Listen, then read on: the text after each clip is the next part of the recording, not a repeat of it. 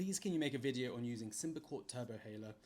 What's the side effects and is it safe to use? Alright, so I don't have a Symbicort turbohaler, but I've got a different turbohaler. So the first thing you want to do is twist the cap off, and then you want to check the expiry date. So this one expires in 2024. And then you want to have a look at the dose count. So it tells you how many there are. This one's almost out actually. So it may not work if I actually needed it. The next thing you do is you want to twist the bottom all the way one way and then all the way back until you hear the click. Now, some people's will be primed differently. So some of them you have to turn it one way first and you hear the click, and then you turn it all the way back.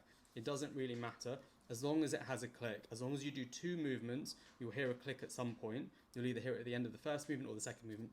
It doesn't really matter. But that click means that it's been prepared. So then you create a tight seal with your mouth over the mouthpiece. You want to either ideally be sitting upright, tilt your chin a little bit back. You could be standing if you want, but you want to tilt your chin a little bit back to keep your airways open. And then once you've created a tight seal, you want to take a sharp, deep inspiratory breath, as deep as possible, and then hold your breath for at least 10 seconds or as long as you can. Okay, so I'm going to demonstrate. I'm not going to count to 10, but I'll show you. So upright, tight seal with my mouth,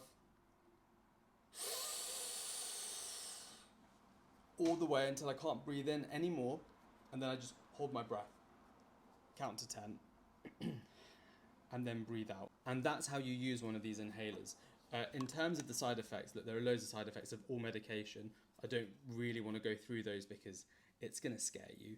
In the same way that if you read all of the side effects about paracetamol or ibuprofen, it would terrify you. These medications are generally considered life-saving treatment. If you need to go through the side effects with a clinician, please speak with your doctor.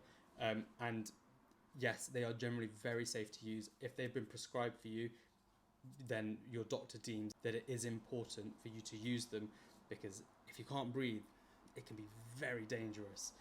But I will give you a little bit of info about Symbicort in general.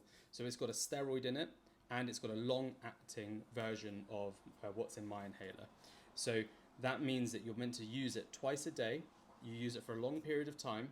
The steroid helps reduce the inflammation in the airways and therefore reduces the risk of you having asthma attacks. And the long-acting blue inhaler helps to keep your airways open. So it's very good treatment.